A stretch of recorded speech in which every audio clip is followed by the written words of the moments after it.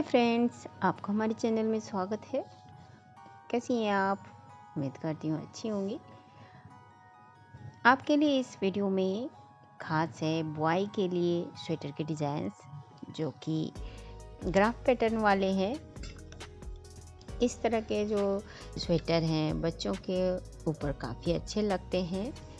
आप इसमें देख सकती हैं कि 2 एंड मल्टी कलर में स्वेटर बने हुए हैं। साथ ही आप देख सकती हैं कि किस किस तरह के पैटर्न में बने हुए हैं, जैसे कि हुडी स्टाइल में है, राउंड नेक में है। आप इस तरह से जो गले से स्टार्ट होते हैं स्वेटर उसके डिज़ाइंस हैं, हाफ स्लीव वाले स्वेटर के डिज़ाइंस हैं। तो वीडियो को आप कंप्लीट देखिए। वीडियो अच्छी लगे तो लाइक, शेयर एंड सब्सक्राइब करें। कमेंट करके भी ज़रूर बताएं कि आपको वीडियो कैसी लगी।